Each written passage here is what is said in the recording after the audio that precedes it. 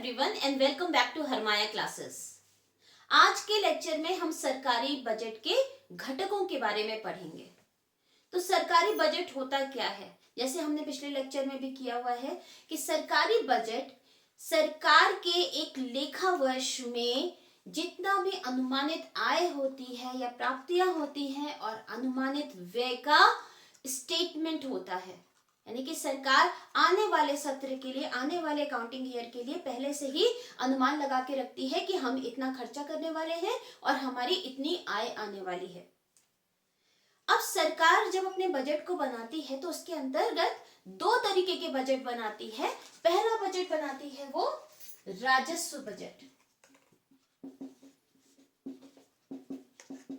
और दूसरा बजट बनाती है पूंजीगत बजट।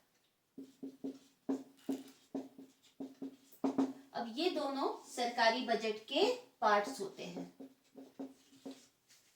अब राजस्व बजट के अंतर्गत वो आइटम्स आते हैं। सबसे पहले तो हमें पता है कि बजट क्या होता है, सरकार की जो इनकम या प्राप्तियां होती हैं और सरकार के व्यय का लेखा जोखा होता है। तो राजस्व बजट के अंदर दो चीजें मेंशन होती हैं, एक तो होती है राजस्व प्राप्ति और दूसरा होता है राजस्व व्यय। ये प्राप्ति और ये व्यय सरकार के रोजमर्रा जो देश का एडमिनिस्ट्रेशन चलाती है उसके लिए होता है। जो रेगुलर सरकार की प्राप्तियां होती हैं, चाहे टैक्स से हो चाहे अन्य स्रोतों से जो सरकार की प्राप्ति होती है, वो राजस्व प्राप्ति में आती है। उसी तरीके से रोजमर्रा देश को चलाने के लिए जो बहुत सारे खर्चे करते हैं वो होते हैं राजस्व व्यय। दूसरा बजट बनाती है सरकार पूंजीगत बजट। उसके अंतर्गत आती है पूंजीगत प्राप्ति और पूंजीगत व्यय। पूंजीगत प्राप्ति के अंतर्गत सरकार की देयता और सरकार की परिसंपत्ति पर प्रभाव पड़ता है। या तो देयता में वृद्धि या कमी होती है या फिर परिसंपत्ति में वृद्धि या कमी होती है। तो इस तरीके से सरकार के बजट के दो भाग होते हैं, एक राजस्व बजट और दूसरा होता है पूंजीगत बजट। अब हम इस लेक्चर में हम बजट की प्राप्तियों के बारे में चर्चा करेंगे।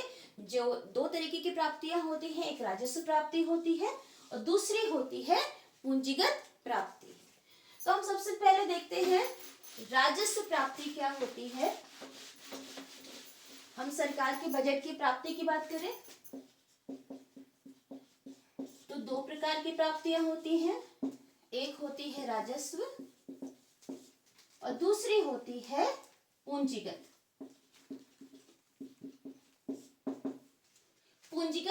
प्राप्ति। तो सरकार की जो बजट की प्राप्तियां क्या होती है, सरकार को जो सभी स्रोतों से, चाहे वो राजस्व स्रोत हो चाहे पूंजीगत स्रोत से जितनी भी मुद्रा प्राप्त होती है उसे हम बजट की प्राप्तियां बोलते हैं। अब राजस्व प्राप्ति सबसे पहले हम देखते हैं पूंजीगत प्राप्तियां क्या होती हैं। तो पूंजीगत प्राप्ति क्या होती है,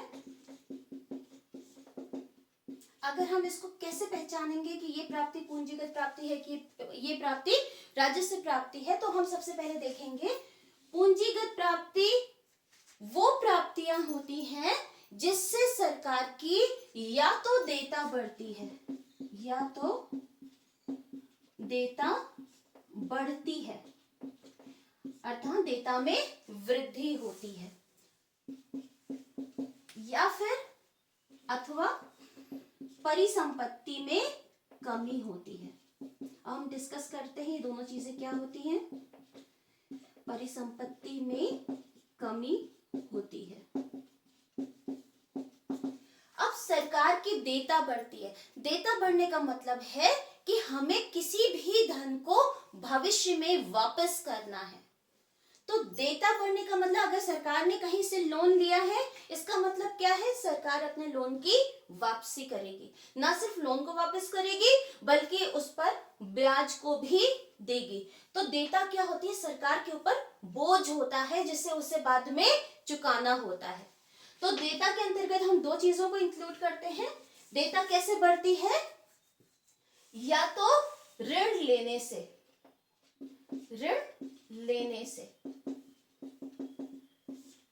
सरकार बहुत सारे स्रोतों से ऋण लेती है। सरकार आम जनता से ऋण लेती है, यानी कि लोगों से ऋण लेती है, जिसको हम खुले बाजार की क्रियाओं में हमने ऑलरेडी डिस्कस किया हुआ है। तो पहले कैसे लेती है? खुले बाजार की क्रियाओं के द्वारा। इसके अंतर्गत सरकार क्या करती है? सरकार अपनी सरकारी प्रतिभूतियों को लोगों में बेचती है, जैसे बॉन्ड्स। जब बॉन्ड्स बेचेगी तो हमारे पास, हम क्या करेंगे? हम सरकारी बॉन्ड्स को खरीदेंगे, क्योंकि हमें भविष्य में उस पर इंटरेस्ट मिलेगा, और सरकार को उस बॉन्ड्स को बेच के पैसों की प्राप्ति हो जाती है। तो फिर खुले बाजार की क्रियाएं। दूसरा लेती है आरबीआई से, यानी कि जो हमारा केंद्रीय बैंक है, भारतीय रिजर्व बैंक। भारतीय रिजर्व बैंक से बैंक को वो अपनी प्रतिभूतियां देती है, इसके बदले भारतीय रिजर्व बैंक नई मुद्रा छापकर सरकार को ऋण देता है, जिसे हम घाटे की वित्त व्यवस्था भी कहते हैं। इससे क्या होता है? महंगाई में वृद्धि होने के चांसेस होते हैं। थर्ड पॉइंट हमारा है विदेशी सरकारों से भी लेती है, जैसे यूएस की सरकारों से, यूएस है, यूके है। अभी रिसेंटली हमने बुलेट ट्रेन के लिए जापान से लोन लिया है, तो ये लोन क्या है? अन्य देशों की सरकारों से भी हम ऋण लेते हैं।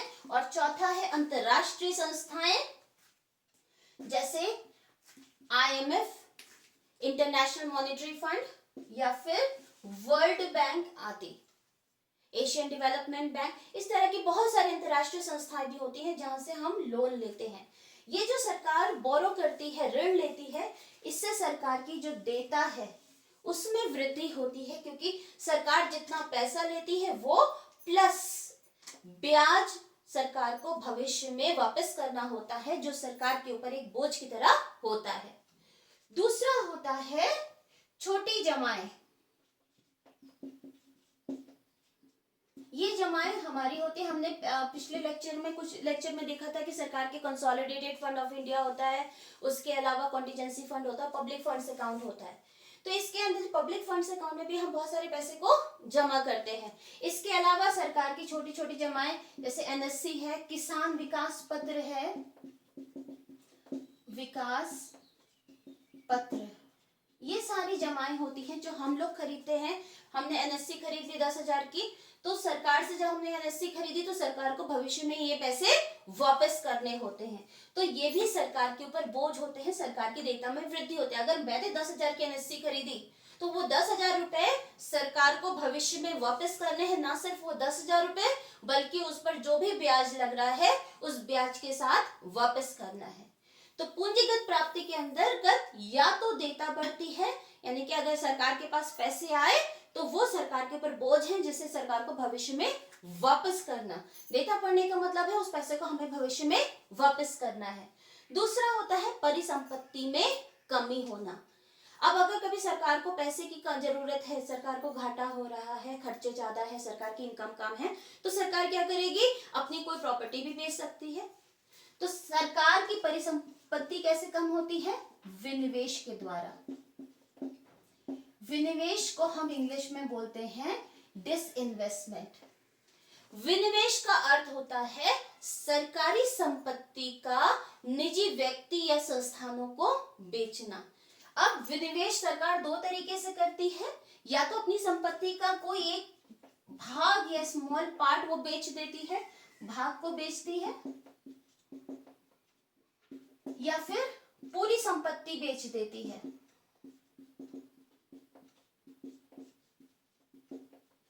कैसे? सरकार बहुत सारी सरकार की संस्थाएं, जैसे इंडियन ऑयल कॉर्पोरेशन है। मान लीजिए सरकार ने इंडियन ऑयल कॉर्पोरेशन के 10% शेयर जो है किसी कंपनी को बेच दिए। मान लीजिए रिलायंस इंडस्ट्रीज को 10% शेयर इंडियन ऑयल के बेच दिए, तो इसका मतलब क्या हुआ? सरकार को तो पैसे मिल गए, लेकिन सरकार का अधिकार उस 10% भाग से कम हो गया। यानी कि अगर 10% शेयर को बेच दिया है, अब तो सरकार के पास कितना अधिकार रह जाएगा? सरकार के पास इस 10% भाग, कंपनी का जो 10% भाग है उसमें से सरकार का जो अधिकार है वो खत्म हो जाएगा और जिसको उन्होंने बेचा है उसके पास वो अधिकार चला जाएगा। अब सरकार के पास खाली 90% प्रॉपर्टी के पर ही अधिकार रह जाएगा। इसका मतलब सरकार की परिसंपत्ति में कमी आई है। उसी तरीके से सरकार पूरी की पूरी संपत्ति को भी बेच देती है। कई बार सरकार की बहुत सारी हानि कारक जो लॉस मेकिंग कंपनीज होती हैं, जिनमें हानि उठा रही है जो कंपनीज, उन कंपनीज को भी निजी हाथों में बेच देते हैं। या कभी कभी देखिए आजकल सुन रहे होंगे कि रेलवे के कुछ भाग को प्राइवेटाइज करने की कोशिश कर रहे हैं। तो उसमें क्या है, सरकार की संपत्ति को हम निजी हाथों में बेच रहे हैं। बहुत सारी सरकारी कंपनीज भी होती हैं जिन्हें सरकार अब नहीं चलाना चाह रही है कि हम निजी हाथों में उन कंपनीज को दे दें, तो वो कंपनीज को पूरा का पूरा भी बेच सकती है। तो सरकार की प्राप्ति कब होगी, पूंजीगत प्राप्ति कब होगी, या तो वो ऐसी प्राप्ति से, या तो उसका लोन लेने से होगी या छोटी जमाई स्वीकार करने से होगी। इससे भविष्य के लिए बोझ बढ़ेगा। या तो परिसंपत्ति में कमी आ जाएगी, सरकार को पैसे तो मिल गए लेकिन सरकार की प्रॉपर्टी में कमी आई। तो पूंजीगत प्राप्ति क्या होती है, या तो सरकार की देयता। अगर हम डेफिनेशन देखेंगे तो पूंजीगत प्राप्ति सरकार की वे प्राप्तियां होती हैं जिनसे सरकार की या तो देयता में वृद्धि होती है या फिर परिसंपत्ति में कमी होती है। अब हम देखते हैं कि राजस्व प्राप्तियां क्या होती हैं। तो सबसे पहले हम इसको देखते हैं, राजस्व प्राप्ति। अब राजस्व प्राप्ति वो होती है जो जिससे ना तो सरकार की देयता में वृद्धि होती है, ना ही परिसंपत्ति में कमी होती है। राजस्व प्राप्ति। हम राजस्व प्राप्ति भी दो तरीके की, हम डेफिनेशन में दो चीजों को मेंशन करना होता है। अब इसमें लिखेंगे ना तो देयता बढ़ती है, ये ध्यान रखेंगे, ना तो होगा, और ना ही परिसंपत्ति कम होती है। राजस्व प्राप्तियां सरकार की रोजमर्रा की होने वाली प्राप्तियां होती है, तो सरकार की इससे कोई बोझ नहीं बढ़ता है। ये प्राप्तियां सरकार को भविष्य में वापस नहीं करनी होती है। तो देयता बढ़ने का मतलब है कि यहाँ पे इसको वापस नहीं करना होता है, और ना ही सरकार की किसी प्रकार की परिसंपत्ति में कमी आती। सरकार को पैसे तो मिल रहे हैं लेकिन कोई प्रॉपर्टी कम नहीं हो रही है, ना ही उसने कोई लोन लिया है। राजस्व प्राप्तियां रोजमर्रा की प्राप्तियां होती हैं, यानी कि सरकार जो रोजमर्रा के खर्चे होते हैं वो राजस्व प्राप्तियों के अंतर्गत आते हैं। इससे सरकार की देयता और परिसंपत्ति पर कोई प्रभाव नहीं होता है। हम सब देखते हैं, सबसे पहले सरकार की जो राजस्व प्राप्तियां होती हैं वो दो प्रकार की होती हैं। पहली होती है कर प्राप्ति, और दूसरी होती है गैर कर प्राप्ति। तो राजस्व प्राप्तियां दो प्रकार की प्राप्तियां होती है, कर प्राप्ति और गैर कर प्राप्ति। कर प्राप्ति क्या होती है? कर जो हम लोग सरकार को टैक्स देते हैं या फिर जो गुड्स एंड सर्विसेज पे जो टैक्स लगाए जाते हैं वो होता है कर। तो कर की अगर हम डेफिनेशन देखेंगे तो कर एक आवश्यक भुगतान होता है जो लोगों और संस्थाओं के द्वारा सरकार को किया जाता है, और इसके बदले में उन्हें कोई प्रत्यक्ष लाभ सरकार से प्राप्त नहीं होता। तो कर क्या होता है, मैं गैर कर को बाद में डिस्कस करते हैं। सबसे पहले कर को देखते हैं। कर क्या होता है? पहली चीज आवश्यक भुगतान होता है, और ये भुगतान किसको किया जाता है? ये भुगतान लोगों के द्वारा। कौन करता है? या तो लोग करते हैं या फिर कंपनी या संस्थान करते हैं। किसको करते हैं? गवर्नमेंट या सरकार को करते हैं ये भुगतान। तो कर एक आवश्यक भुगतान होता है जो लोगों और या कंपनियों के द्वारा गवर्नमेंट को किया जाता है, और इसके बदले में कोई प्रत्यक्ष लाभ नहीं मिलता है, लाभ नहीं प्राप्त होता है। किसको नहीं प्राप्त होता है? कर चुकाने वाले को।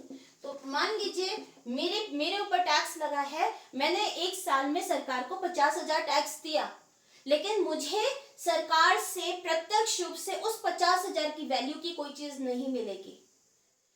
हालांकि वो 50,000 सोसाइटी में समाज के कल्याण के लिए, देश के कल्याण के लिए बहुत सारी स्कीम्स पर सरकार लगाएगी, सरकार पुलिसिंग सर्विसेज देगी, सरकार रोड्स बनवाएगी, इन सब पे वो खर्चा करेगी, इसका लाभ मुझे मिलेगा, लेकिन इसका लाभ मेरे अलावा बाकी सब भी उठाएंगे। तो जो मैंने 50,000 खर्च किए हैं, सरकार को टैक्स के रूप में दिए हैं, उसका भुगतान मुझे प्रत्यक्ष रूप से कोई लाभ उसके बदले में सरकार से प्राप्त नहीं होगा। तो कर चुकाने वाले को कोई प्रत्यक्ष लाभ नहीं होता। तो कर क्या होता है ये हमने डिस्कस कर लिया। अब कर के प्रकार देखते हैं, कर कितने प्रकार का होता है। स्पेशली 2 प्रकार के कर होते हैं। कर के प्रकार, पहला होता है प्रत्यक्ष कर, जिसको इंग्लिश में डायरेक्ट टैक्स भी कहते हैं। प्रत्यक्ष कर का मतलब है कि कर जिस व्यक्ति पर लगाया जाता है। सबसे पहले प्रत्यक्ष कर लगाया किस पे जाता है, या तो व्यक्ति या फिर संस्थान, इसको हम कंपनी भी कह सकते हैं। इंस्टीट्यूट्स एंड कंपनीज पे लगाया जाता है या फिर व्यक्तियों पे लगाया जाता है। और जिस व्यक्ति या जिस कंपनी पर ये टैक्स लगाया जाता है, उसका वास्तविक भार भी उस व्यक्ति या संस्थान पर ही पड़ता है। मान लीजिए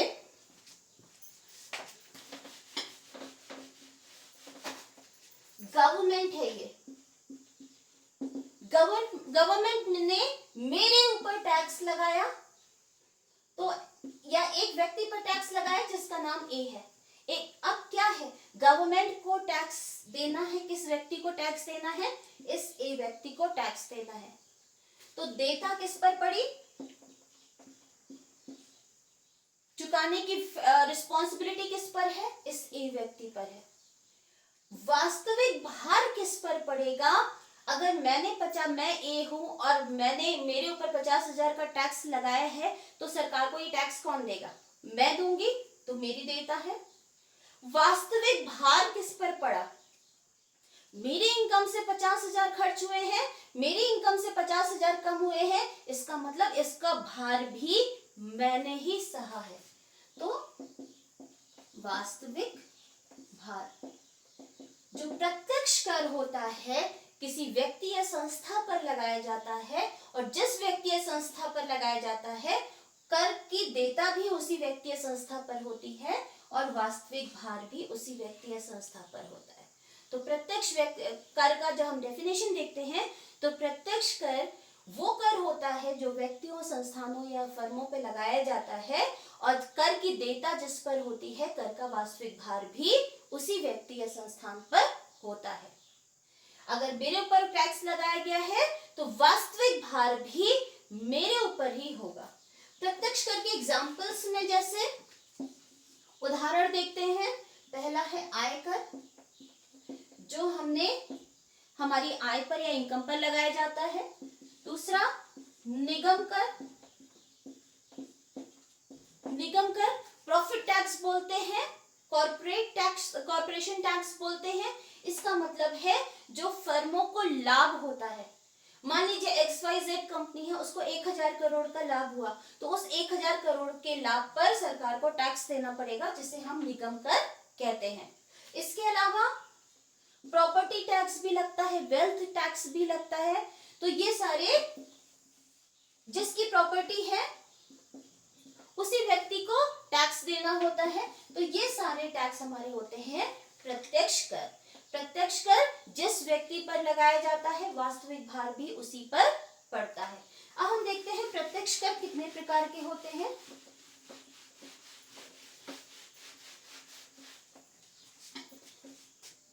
प्रत्यक्ष कर के प्रकार, प्रत्यक्ष कर 3 प्रकार के होते हैं। पहला होता है अनुपातिक, जिसको हम इंग्लिश में बोलते हैं प्रोपोर्शनल टैक्स। दूसरा होता है प्रतिगामी, इंग्लिश में बोलते हैं रिग्रेसिव टैक्स। और तीसरा है प्रगतिशील, इंग्लिश में इसको हम प्रोग्रेसिव टैक्स बोलते हैं।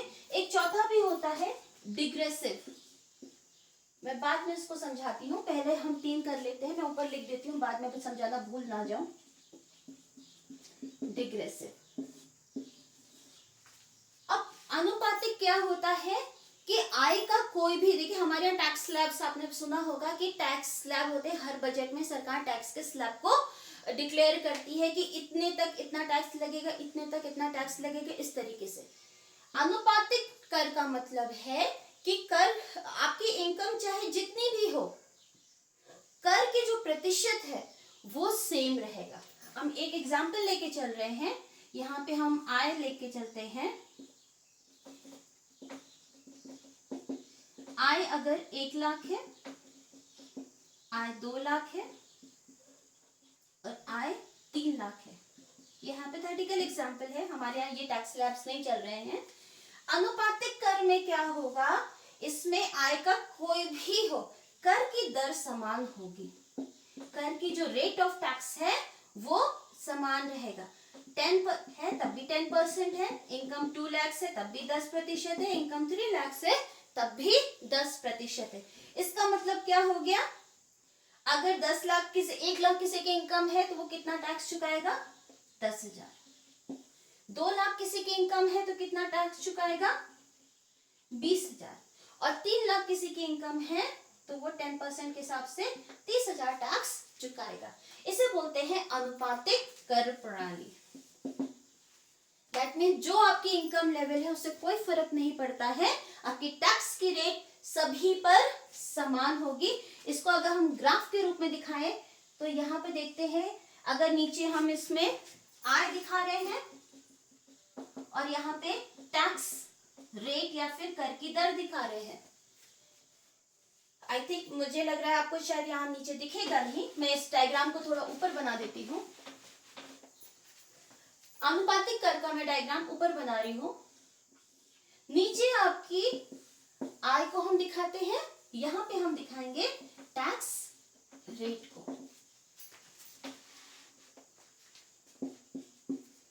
अब इनकम मान लीजिए 1 लाख है, इनकम 2 लाख है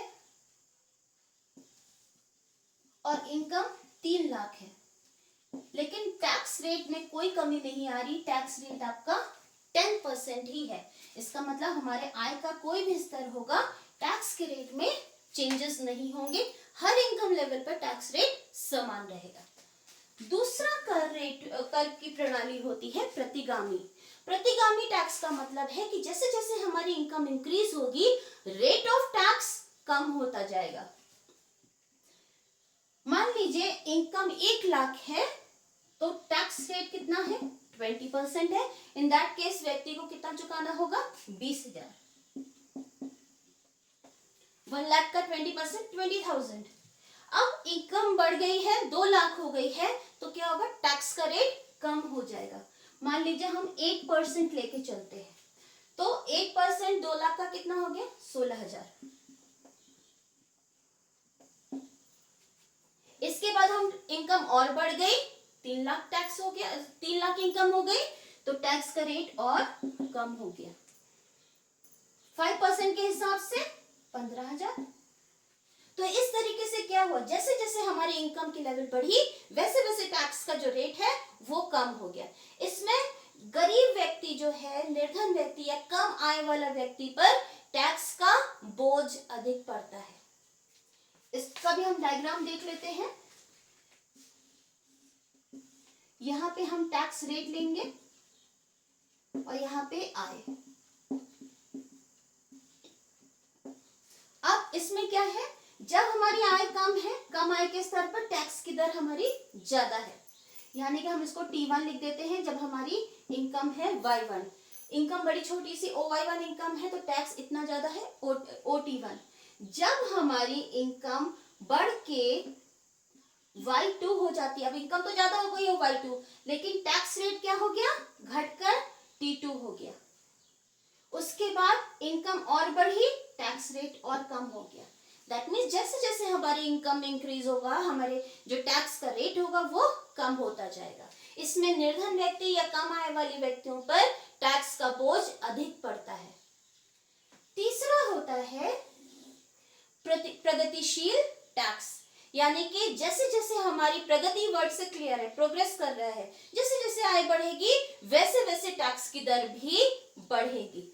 फॉर एग्जाम्पल, इनकम अगर 1 लाख है, टैक्स की दर कितनी हो गई 10,000, पेमेंट 10%, तो कितना अमाउंट पे करना है टैक्स के रूप में 10,000। इनकम 2 लाख हो गई, टैक्स का रेट और बढ़ गया, 20% हो गया, अब कितना पे करना है, जिसकी इनकम 2 लाख है उसको 40,000 देना है। तो बोझ किसके ऊपर ज्यादा हुआ, 1 लाख रुपए वाले पर कि 2 लाख पर? 2 लाख वाले पर बोझ अधिक हुआ। फिर इनकम और बढ़ गई, 30% टैक्स देना है, तो ये हो गया 3 लाख का 90,000। तो इस तरीके से क्या होता है, जैसे जैसे हमारी इनकम में, यहाँ पे हम वाई इनकम दिखा दे रहे हैं, यहाँ पे टैक्स रेट दिखा रहे हैं 0, जैसे जैसे इनकम में वृद्धि होगी, y1 है तो फिर यहाँ t1 है, यानी कि कम टैक्स, कम आय कम टैक्स। इनकम बढ़ गई, y2 हो गई, टैक्स की दर भी बढ़ के t2 हो गई। इससे क्या होगा, जो रिच व्यक्ति है, अमीर व्यक्ति है, उस पर टैक्स का जो बोझ है वो बोझ अधिक पड़ेगा।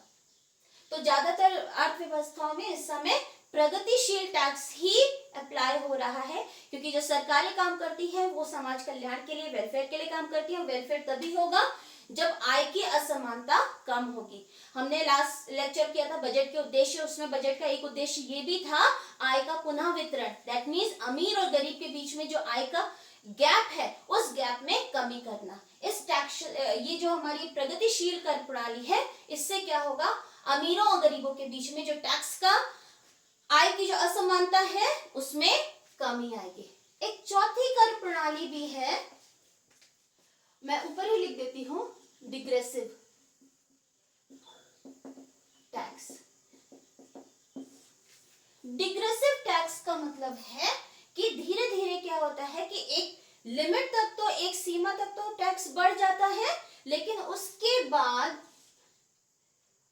पहले स्टार्टिंग में वो एज अ प्रगतिशील टैक्स काम करता है, आय बढ़ी तो टैक्स भी बढ़ता है, लेकिन एक सीमा आने के बाद टैक्स की दर समान हो जाती है। जैसे हमारे देश में इस समय जो कर प्रणाली है वो डिग्रेसिव टैक्स प्रणाली का है।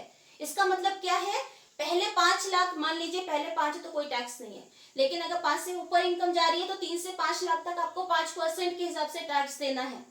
फिर 5 लाख से 10 लाख के तक आपको 20% के हिसाब से टैक्स देना है, और 10 लाख से ज्यादा है आपकी ईयरली इनकम तो फिर 30% है। अब आपकी 10 लाख से ज्यादा हो, दैट मीन्स आपकी 10 लाख हो, आपकी 20 लाख हो, आपकी 30 लाख हो, आपकी जो टैक्स रेट है वो फिर 30% ही होगा, उसके ऊपर नहीं जाएगा। इसे बोलते हैं डिग्रेसिव टैक्स, यानी कि एक पहले स्टार्टिंग में टैक्स की रेट बढ़ती है, लेकिन उसके बाद इनकम बढ़ेगी तो टैक्स की रेट आपकी समान रहेगी, फ्लैट रहेगी, उसमें कोई चेंज नहीं होगा। तो ये हमारे 4 तरीके के जो हमने टैक्स पढ़े हैं, ये हैं प्रत्यक्ष कर। अब दूसरे तरीके के हम कर देखते हैं, वो होते हैं अप्रत्यक्ष कर। अप्रत्यक्ष कर वो कर होते हैं जो वस्तुओं और सेवाओं पर लगाए जाते हैं। अप्रत्यक्ष कर, अप्रत्यक्ष कर किस पर लगाए जाते हैं, वस्तुओं और सेवाओं पर। फॉर एग्जाम्पल जीएसटी, ये क्या है, अप्रत्यक्ष कर। इसको अप्रत्यक्ष कर क्यों कहते हैं, क्योंकि इसमें जो सरकार को टैक्स चुकाया जाता है वो अप्रत्यक्ष रूप से चुकाया जाता है। एक सेकंड, इसको हम एग्जाम्पल के द्वारा देखते हैं। मान लीजिए ये सरकार है, गवर्नमेंट है, गवर्नमेंट ने टैक्स इम्पोज किया पार्ले जी, बिस्किट की कंपनी है पार्ले जी, 5 रुपए का एक बिस्किट आता है, सरकार ने पार्ले जी बिस्किट्स पर टैक्स लगाया। ये पार्ले जी क्या है, बिस्किट्स। अब पार्ले जी क्या करेगी, इस बिस्किट को कंज्यूमर या फिर उपभोक्ता को सेल करेगी। तो सरकार ने किस पर ये टैक्स लगाया? पार्ले जी पे। अब पार्ले जी क्या करेगी? इस टैक्स को हस्तांतरित करेगी। तो इसमें भार किस पर पड़ा? सबसे पहले टैक्स की देयता किस पर है? सरकार को टैक्स चुकाएगा कौन? पार्ले जी कंपनी चुकाएगी। तो देयता किस पर पड़ी? पार्ले जी पे पड़ी। लेकिन वास्तविक भार किस पर पड़ा? कर का वास्तविक भार उपभोक्ता पर पड़ा। मान लीजिए 5 रुपए का एक बिस्किट का पैकेट है, तो उसमें 4 रुपए तो लागत आ जाएगी आगे कंपनी की, 1 रुपी टैक्स है।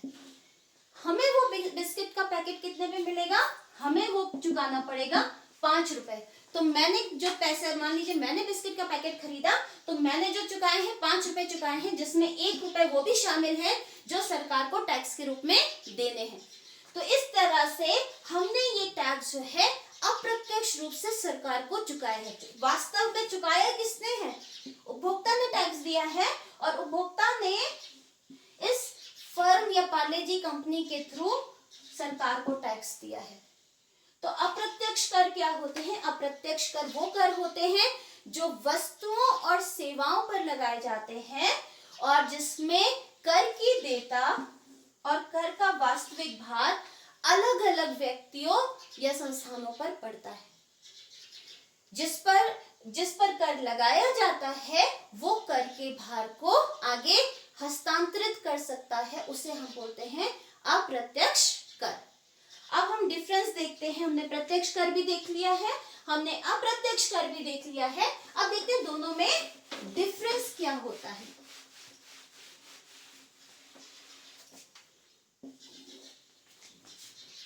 यहां पे हम देखते हैं प्रत्यक्ष कर, दूसरा है अप्रत्यक्ष कर। प्रत्यक्ष कर किस पे लगाया जाता है? लोगों और फर्मों पर। अप्रत्यक्ष कर किस पर लगाया जाता है? वस्तु और सेवाओं पर।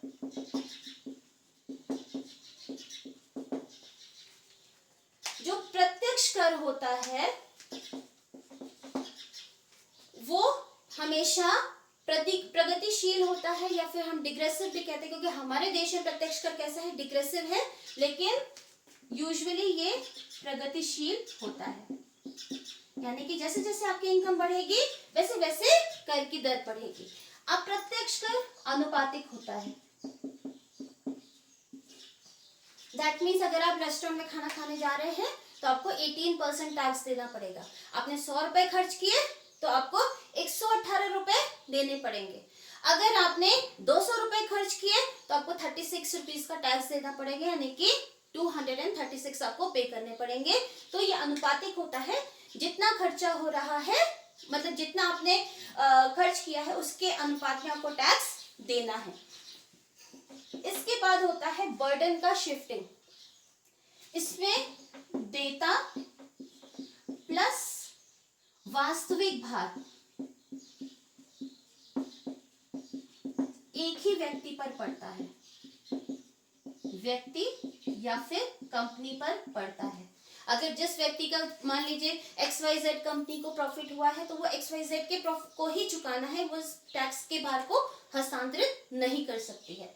तो ये प्रत्यक्ष कर में देयता और वास्तविक भार एक ही व्यक्ति पे पड़ता है। दूसरी ओर अप्रत्यक्ष कर में वास्तविक भार को हस्तांतरित कर सकते हैं।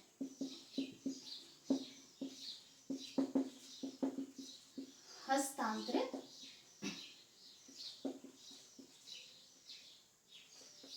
करते हैं। लास्ट पॉइंट है इसमें डिफरेंस का, टैक्स बेस। ये टैक्स बेस क्या होता है? सीमित होता है। टैक्स बेस हमारा सीमित होता है। दैट मीन्स जो प्रत्यक्ष कर है वो सीमित लोगों पर ही लगाया जा सकता है। आज हमारी जो 2.5% ऑफ द पॉपुलेशन है, जो जनसंख्या है, जनसंख्या का 2.5% ही सिर्फ डायरेक्ट टैक्स को पे करता है। बाकी लोग क्या करते हैं, वो टैक्स स्लैब में आते ही नहीं है। तो सिर्फ 2 अगर हमारी 100 लोग हैं हमारे देश में, तो 100 लोगों में से 2.5 लोग ही खाली ये टैक्स दे रहे हैं, 97.5 लोग ये टैक्स नहीं दे रहे हैं। और ये क्या है, ये टैक्स बेस क्या होता है, लार्ज होता है, यानी कि निर्धन व्यक्ति भी सामान खरीदता है, अमीर व्यक्ति भी सामान खरीदता है। एक व्यक्ति बीपीएल रेखा के नीचे है, अगर उसने पार्ले जी का पैकेट खरीदा तो वो भी इस पर टैक्स चुकाएगा, जबकि निर्धन व्यक्ति आयकर नहीं चुकाएगा, लेकिन वो वस्तु और सेवा कर जरूर चुकाएगा। तो इसमें क्या होता है, टैक्स बेस विस्तृत होता है,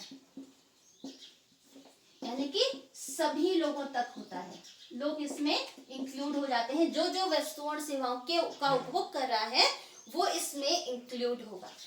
लास्ट पॉइंट है इसमें, जो इसका इस टैक्स से बचा नहीं जा सकता है। अगर वो टैक्स मेरे ऊपर 50,000 लगाया है तो मुझे वो 50,000 चुकाने ही है। अगर मैं नहीं चुकाऊंगी तो मेरे पर पेनल्टी लगेगी या फिर मेरे ऊपर कानूनी स्टेप्स भी लिए जा सकते हैं। तो इसमें क्या है, इससे बचा नहीं जा सकता है, नहीं जा सकता। तो लास्ट पॉइंट क्या था इसमें, इस टैक्स से हम बच नहीं सकते हैं, मेरे ऊपर टैक्स लगाया तो मुझे उसको चुकाना ही है। इससे बचा जा सकता है, कैसे बचा जा सकता है, हम वस्तुओं को खरीदते ही नहीं, उपभोग करते ही नहीं है, तो क्या होगा, हमें टैक्स भी नहीं चुकाना होगा। एक निर्धन व्यक्ति है, वो पार्ले जी नहीं खरीदेगा तो उसको पार्ले जी पर जो टैक्स है वो नहीं देना होगा। तो कैसे बचा जा सकता है,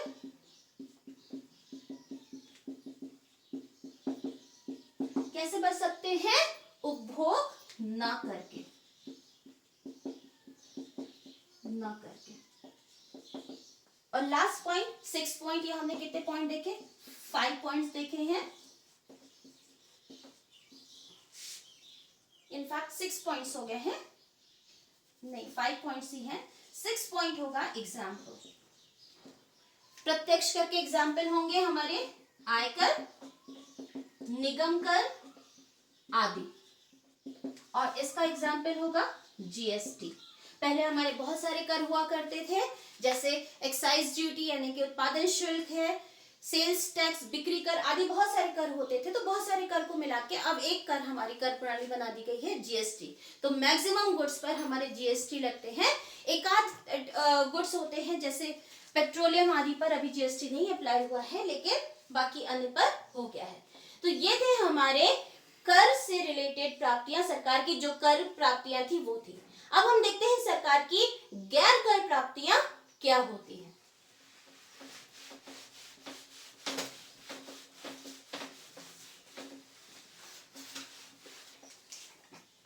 सरकार की गैर कर प्राप्तियां क्या होती हैं, यानी कि कर को छोड़ के अन्य जो स्रोत होते हैं जहां से सरकार को धन या मुद्रा प्राप्त होती है, उसे हम गैर कर प्राप्तियों के अंतर्गत देखते हैं। पहला है ब्याज।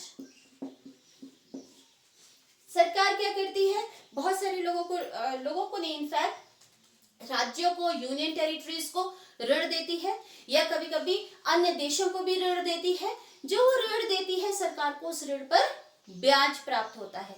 तो ये ब्याज सरकार की गैर कर प्राप्ति में आता है। नेक्स्ट है लाभ। सरकार के बहुत सारे उद्यम हैं, जैसे हमने देखा इंडियन ऑयल कॉर्पोरेशन, सेल, गेल, बहुत सारी सरकार की कंपनियां होती हैं। Maharatna companies, Navratna companies, mini Ratna companies, ये कंपनीज जो महारत्ना नवरत्ना होती हैं जो बहुत ज्यादा लार्ज प्रॉफिट को गेन करती हैं। तो ये जो हमारी सरकार को इन कंपनियों से, महारत्ना नवरत्ना आदि कंपनियों से जो पैसे प्राप्त होते हैं, लाभ प्राप्त होता है, वो सरकार की गैर कर प्राप्ति में इंक्लूड होता है। नेक्स्ट है लाभांश। लाभांश मतलब डिविडेंड बोलते हैं इंग्लिश में। ये लाभांश मिलता है शेयर पर जो प्रॉफिट होता है। सरकार क्या करती है, निजी व्यक्तियों या निजी कंपनियों के शेयर्स को खरीदती है, व्यक्ति नहीं कंपनी, निजी कंपनियों के शेयर को। लाभांश क्या होता है, सरकार शेयर्स खरीदती है, किसके, प्राइवेट या निजी कंपनीज के। और इन प्राइवेट कंपनीज को जब लाभ होता है तो वो लाभ शेयर होल्डर्स में भी डिवाइड होता है। जैसे नेशनल इनकम में हमने पढ़ा था, इसको वितरित लाभ भी कहते हैं कि जो कंपनियों को लाभ हुआ वो शेयर होल्डर्स में वो लाभ का भाग डिवाइड हो जाता है और ये लाभांश सरकार ने अगर इन्वेस्ट किया है तो सरकार को भी प्राप्त होता है और ये सरकार की गैर कर प्राप्ति होती है। नेक्स्ट है जुर्माना। अब जुर्माने के अंतर्गत क्या होता है, जैसे हम बाइक चला रहे हैं, बाइक पर हमने हेलमेट नहीं लगाया तो क्या होगा, 500 का जुर्माना हो जाएगा। कार चला रहे हैं, सीट बेल्ट नहीं लगाया, जुर्माना हो जाएगा। रेड आपने क्रॉस कर दिया, रेड लाइट जल रही है और आप क्रॉस करके चले गए चौराहे को, तो आप पर जुर्माना लगेगा। ये सारे सरकार के, अगर आपने कहीं भी कानून को तोड़ा है और आपको उसके बदले में पैसा आपको सरकार को चुकाना होता है तो उसे हम बोलते हैं जुर्माना। इसके बाद होती है फीस।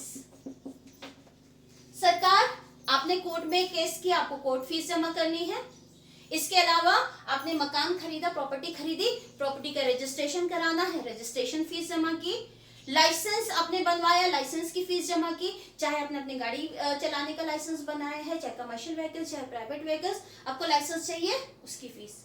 या आपने कोई कंपनी सेटअप करना है तो कंपनी में जो रजिस्ट्रेशन कराना है उसकी फीस। तो ये सारी फीस भी सरकार की आय का स्रोत होती है, क्योंकि ये कर नहीं होते इसलिए ये गैर कर प्राप्ति में इंक्लूड होते हैं। इसके अलावा अनुदान। अनुदान का मतलब है सरकार को कोई ग्रांट मिली है, मान लीजिए देश में बाढ़ आ गई तो क्या होगा, किसी एक पर्टिकुलर स्टेट में बाढ़ आई है तो देश के लोग हैं वो भी सरकारी फंड में पैसा देते हैं। जैसे प्रधानमंत्री रिलीफ फंड है, प्राइम मिनिस्टर रिलीफ फंड है, उसमें पैसा दिया जाता है। और न सिर्फ देश के अंदर से बल्कि अन्य देशों से भी फंड आता है और सरकार को ये फंड वापस नहीं करना होता है। जैसे लोन होता है तो लोन तो वापस करना है, लेकिन अगर हमें अनुदान मिला है, ग्रांट मिला है, तो वो हमें हमारी सहायता के लिए दिया जाता है, सरकार को सहायता के लिए दिया जाता है, सरकार को वो वापस नहीं करना है। चाहे वो देश की नागरिक दे, चाहे वो अन्य देशों से या अंतर्राष्ट्रीय संस्थाओं से आए, सरकार को वो लोन वापस नहीं, वो पैसा वापस नहीं करना है। इसलिए भी ये सरकार की राजस्व प्राप्ति के अंतर्गत आता है, गैर कर प्राप्ति। इसके अलावा है कुर्की। कई बार होता है कोर्ट की अवमानना की जाती है और किसी रीजन से कोर्ट क्या करती है, कुछ लोगों की प्रॉपर्टी को कुर्क करने का वो देती, फोरफीचर बोलते हैं जिसको। कुर्की करने से क्या होता है, जो उसकी प्रॉपर्टी की वैल्यू होगी वो सरकारी खजाने में जमा होती है, वो सरकार की गैर कर प्राप्ति का एक स्रोत होती है। नेक्स्ट है एस्चीट। एस्चीट का मतलब है, इंग्लिश में भी इसको एस्चीट ही कहते हैं। एस्चीट का मतलब है कोई व्यक्ति जिस उसका कोई उत्तराधिकारी नहीं है, ना ही उसने कोई ऐसी वसीयत की है कि फलां व्यक्ति को मेरी प्रॉपर्टी दी जाएगी। तो जब उस व्यक्ति की मृत्यु हो जाती है, दूर दराज का कोई उत्तराधिकारी नहीं है, किसी को वो प्रॉपर्टी देने की वसीयत भी करके नहीं गया है, तो वो प्रॉपर्टी सरकार की हो जाती है और उसे हम एस्चीट कहते हैं। ये भी सरकार की गैर कर प्राप्ति में आय का स्रोत होती है। इसके बाद है विशेष आकलन। विशेष आकलन। विशेष आकलन इंग्लिश में बोलते हैं स्पेशल असेसमेंट। विशेष आकलन का अर्थ है कि जब कभी कभी सरकार क्या करती है, बहुत सारी विकासात्मक गतिविधि करती है, सरकार सड़कें बनवा रही है, सरकार मेट्रोज बनवा रही है, तो इसके फलस्वरूप सरकार, लोगों की प्रॉपर्टी की वैल्यू भी चेंज होती है। मान लीजिए गांव में किसी का खेत है, उस सरकार ने उस खेत के आगे से हाईवे बनवा दिया, तो क्या होगा, उस खेत की वैल्यू बढ़ जाएगी। या मान लीजिए शहर में मेरा घर है, मेरे घर के पास सरकार ने क्या किया, सरकार ने मेट्रो स्टेशन बना दिया, तो क्या होगा, बहुत सारे लोग वहां पे किराए पे रहना चाहेंगे क्योंकि कम्यूटिंग आसान हो जाएगी, मेट्रो स्टेशन तक जाना, तो मेरे घर में जो वैल्यू है, मेरे प्रॉपर्टी की वैल्यू है, वो बढ़ जाएगी। सरकार ये कहती है कि अगर मैंने कोई काम किया है जिससे तुम्हारी प्रॉपर्टी की वैल्यू बढ़ गई है तो तुम मुझे इसका थोड़ा सा भाग दो, इसे बोलते हैं। तो सरकार एक स्पेशल टैक्स लगा देती है, जो प्रॉपर्टी के मूल्य में वृद्धि हुई है उसे बोलते हैं विशेष आकलन। तो ये सरकार की गैर कर प्राप्तियां थी। आज हमने देखा कि सरकार की प्राप्तियों के स्रोत क्या होते हैं। सरकार की दो प्रकार की प्राप्तियां होती है, पूंजीगत प्राप्ति होती है, एक राजस्व प्राप्ति होती है। हम देखते हैं दोनों में अंतर क्या है, राजस्व प्राप्ति और पूंजीगत प्राप्ति।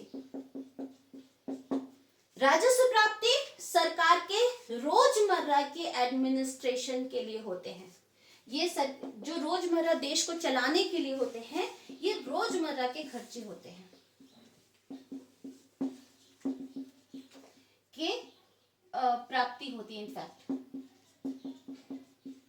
सरकार ने टैक्स चुकाया, सरकार ने टैक्स लिया, सरकार की टैक्स रेगुलर होता है, हर साल सरकार को टैक्स होता है, रोज सामान खरीदे जाते हैं लोगों के द्वारा, रोज लोगों को सरकार को जीएसटी प्राप्त होती है, तो रोज फीस, रोज लाइसेंस, ये सारी चीजें जो है सरकार के पास रोजमर्रा के खर्चे होते हैं जो नॉर्मल एडमिनिस्ट्रेशन सरकार की रनिंग में आते हैं। पूंजीगत प्राप्ति कभी कभी होती है या आवश्यकता पड़ने पर होती है।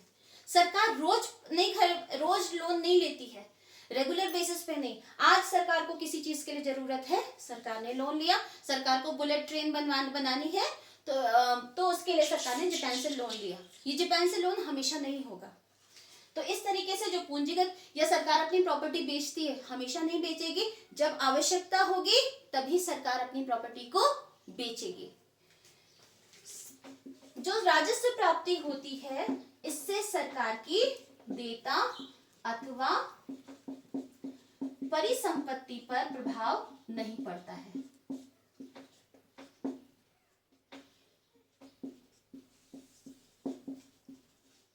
दैट मीन्स ना तो सरकार को ये पैसे भविष्य में चुकाने हैं और ना ही सरकार को इसके बदले में सरकार की कोई प्रॉपर्टी कम हो रही है। जबकि पूंजीगत प्राप्ति से सरकार की देयता या तो बढ़ती है, देयता बढ़ती है क्योंकि भविष्य में चुकाना, अगर हमने लोन लिया तो भविष्य में चुकाना है, अथवा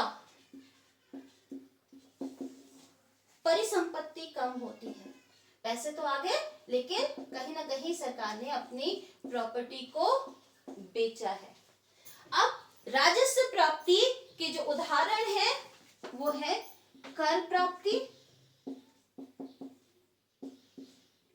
और दूसरा है गैर कर प्राप्ति। पूंजीगत प्राप्ति के उदाहरण हैं ऋण लेना, विनिवेश, ऋण की वसूली। एक मैं पॉइंट समझाते हुए भूल गई थी, अभी समझा देती हूं। ऋण की वसूली और स्मॉल सेविंग, छोटी छोटी बचतें, स्मॉल सेविंग जैसे एनएससी आदि। सरकार ऋण लेती है, ये हम डिस्कस कर लिया, देयता बढ़ती है। स्मॉल सेविंग से भी सरकार की देयता बढ़ती है। जिस हमें ध्यान रखना है, मैं अलग ही लिख देती हूं यहाँ पे स्मॉल सेविंग, इन दोनों से सरकार की क्या होती है, देयता बढ़ती है, यानी कि भविष्य में चुकाना है। दूसरा है ऋण की वसूली या फिर विनिवेश, इन दोनों से सरकार की परिसंपत्ति कम होती है। कभी कभी आपके एग्जाम में ये आइडेंटिफाई करने के लिए आता है कि कौन सी आपकी पूंजीगत प्राप्ति है, पूंजीगत प्राप्ति है तो किसमें देयता कम हो रही है, बढ़ी, किसमें परिसंपत्ति कम हो रही है, तो आपको पता होना चाहिए। अब ऋण की वसूली क्या होती है? मान लीजिए सरकार ने किसी को ऋण दिया हुआ है, एक यूनियन टेरिटरी को ऋण दिया है, यूनियन टेरिटरी से उस ऋण के साथ सरकार को ब्याज भी प्राप्त हो रहा है।